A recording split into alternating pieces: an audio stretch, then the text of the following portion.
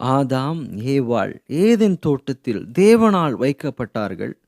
எல்லா மரத்தின் கனிகளை சாப்பிடலாம், ஆனால் ஒரு மரத்தை தவிர, ஏனென்றால் ஆபத்தானது, சாப்பிட்டால் மரிக்கவும் கூடும். அவர்கள் சாப்பிடாமல் இருந்தா நல்லா இருந்திருக்கலாம், நாமும் தப்பித்திருக்கலாம்ல. சரி விடுங்க. அங்க ஒரு சர்ப்பம் இருந்தது. என்ன சொல்லுச்சு? நீங்க சாப்பிட்டால் சாக மாட்டீங்க, தேவர்களைப் போல ஆவீர்கள். சாப்பிட்டார்கள்.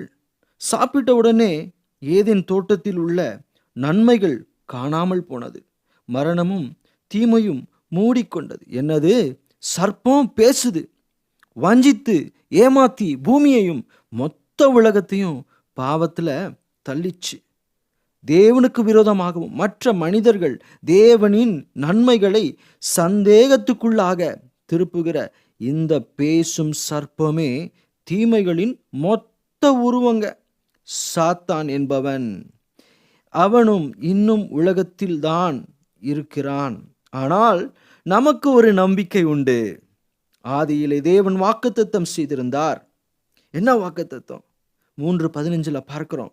உனக்கும் ஸ்திரீக்கும் உன் வித்துக்கும் அவள் வித்துக்கும் பகை உண்டாக்குவேன், அவர் உன் தலையை நசுக்குவார், நீ அவர் குதிங்காலை நசுக்குவாய் என்றார். இந்த வாக்குத்தத்தத்தில் தான் கிறிஸ்துவமே நம்பிக்கையோடு இருக்கிறது. இதற்கு உதாரணமாக தனி ஒரு மனிதனை தேவன் அழைத்து நன்மையாலும் ஆசீர்வாதத்தாலும் உன்னை நிரப்புவேன் என்றார்.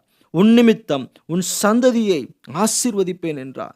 இது நிமித்தம் ஆபிரகாமின் கொள்ளு பேரின் யூதா கோத்திரத்தில் ஒரு ராஜா தோன்றுவார். அந்த ராஜ்யத்திற்கு முடிவே இல்லை. யூதா கோத்திரத்தின் முதல் ராஜா யாருன்னு தெரியுமாங்க? அந்த ராஜா தாவீது தான்.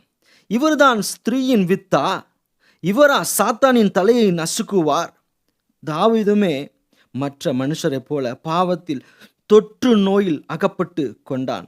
அதனால் தாவீது ராஜா சர்ப்பத்தின் தலையை நசுக்கவே முடியாது.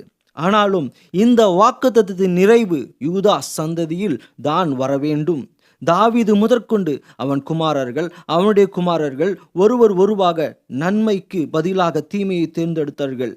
பொருளாசை, விபச்சாரம், வேசித்தனம், வல்லமை, அந்நிய தேவர்களை பின்தொடர்ந்தார்கள். சர்ப்பத்தின் திட்டத்தில் விழுந்து போனார்கள். ராஜா சிறை பிடிக்கப்பட்டு பாபிலோனுக்கு அடிமையாக கொண்டு போகப்பட்டார்கள். எல்லா திட்டமும் அழிந்து போனது போல் காணப்பட்டது. ராஜாக்கள் எழும்பவில்லை.